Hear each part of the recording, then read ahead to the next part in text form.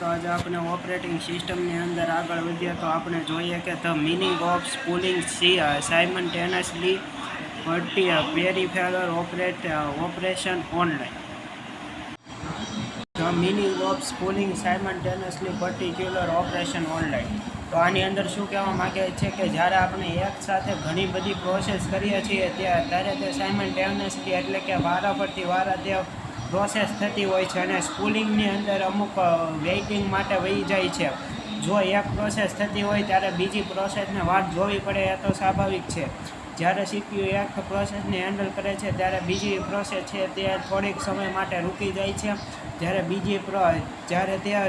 જે process running હોય છે તે પૂરી થઈ જાય છે ત્યારે તે સ્પૂલિંગવાળી પ્રોસેસ થઈ શકે છે અથવા તો અમુક એવા ટેકનિકલ ઇસ્યુને કારણે તમારી સ્પૂલિંગની અંદર કોઈ પણ જો બીજો પ્રકારનો કોઈ વાંધો હોય તો તે પ્રોસેસ છે એક્ઝિક્યુટ પણ થતી નથી અને આ ઓપરેશન છે ઓનલાઈન પણ થઈ શકે છે. Some process are in waiting state.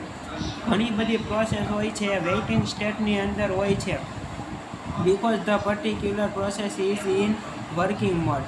કારણ કે ઘણી બધી પ્રોસેસ હોય છે, બીજી પ્રોસેસ હોય છે વર્કિંગ મોડની અંદર એટલે કે રનિંગ મોડની અંદર અત્યારે એક્ઝિક્યુશન થતી હોય છે એટલા માટે તે વર્કિંગ મોડની અંદર હોય છે. This concept refers to the spooling. આ કોન્સેપ્ટને આપણે શું કહીએ છીએ? આ કોન્સેપ્ટને આપણે સ્પૂલિંગ તરીકે ઓળખીએ છીએ. Example, user give the print command. આ એક્ઝામ્પલ તરીકે આપણે જોઈએ કે કોઈ પણ યુઝર છે તે જ્યારે પ્રિન્ટ કમાન્ડ આપે છે but the printer is not ready to print the job.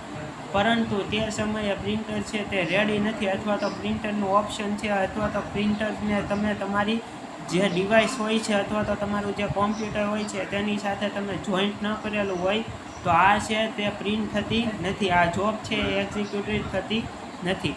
This operating system is generally refers to the second generation operating system. આ ઓપરેટિંગ સિસ્ટમને આપણે કઈ રીતે ઓળખી શકીએ છીએ? જનરલી રીતે આ સિસ્ટમને આપણે સેકન્ડ જનરેશન ઓપરેટિંગ સિસ્ટમ તરીકે ઓળખીએ છીએ. આના એડવાન્ટેજીસ શું છે? સ્પીડ છે, CPU is less idle. CPU છે લાંબા સમય સુધી નકામું નથી રહેતું. It increase the accuracy. આ છે એ આપણી એક્યુરેન્સી એટલે કે ચોકસાઈ છે તે પ્રદાન કરવાનું કામ કરે છે. The size of computer component are small. આની અંદર કોમ્પ્યુટરના કમ્પોનન્ટની સાઇઝ કેવી હોય છે? નાની હોય છે. The CPU will be more utilize than batch operating system. આની અંદર સીપીયુ છે વધારે કામ કરે છે બેચ ઓપરેટિંગ સિસ્ટમ કરતાં. મલ્ટીટાસ્કિંગ ઓપરેટિંગ સિસ્ટમ આપણે જોઈએ અથવા તો ટાઈમ શેરિંગ ઓપરેટિંગ સિસ્ટમ પણ તમે તેને કહી શકો છો. The whole programs are divided into different task and the number of task for each program are simultaneously. જ્યારે મોટો પ્રોગ્રામ હોય છે એ નાના ટાસ્કની અંદર જ્યારે તે ડિવાઈડ થાય છે અથવા તો નંબર ઓફ ટાસ્કની અંદર જ્યારે તે ડિવાઈડ થાય છે અથવા તો પ્રોગ્રામની અંદર તે સાયમલ્ટેનિયસલી એટલે કે વારાફરતી તે ડિવાઈડ થાય છે તો આવા પ્રોગ્રામને આપણે શું કહીએ છીએ? Running together in multitasking operating system. તો આને આપણે મલ્ટીટાસ્કિંગ ઓપરેટિંગ સિસ્ટમ કહીએ છીએ. It is also known as time sharing operating system. આને આપણે ટાઈમ શેરિંગ ઓપરેટિંગ સિસ્ટમ તરીકે પણ ઓળખીએ છીએ. Because each task has assigned a specific time slot to execute. કારણ કે આ એક છે એ સ્પેસિફિક એક ચોક્કસ સમયગાળા માટે જ તે તેને એક્ઝિક્યુટ કરવા માટેનું એક ટાસ્ક હોય છે તેની અંદર તે એક્ઝિક્યુટ થઈ જાય છે. ધ પ્રોગ્રામ છે એ એક્ઝિક્યુટ થઈ જાય છે. The waiting time for each process is relatively less as compare to another operating system. બીજી ઓપરેટિંગ સિસ્ટમ કરતાં આ છે પ્રોસેસની અંદર ઓછો ટાઈમ રહે છે અને આપણને રિલેટિવલી લેસ એટલે કે થોડાક સમયની અંદર જ આપણને આપણું આઉટપુટ દઈ દે છે અને આપણે વેઇટિંગ મોડની અંદર લાંબો સમય સુધી રહેવું પડતો નથી જેના કારણે આપણો ટાઈમ છે એ બચાવ થાય છે. The execution speed of a program will be increase.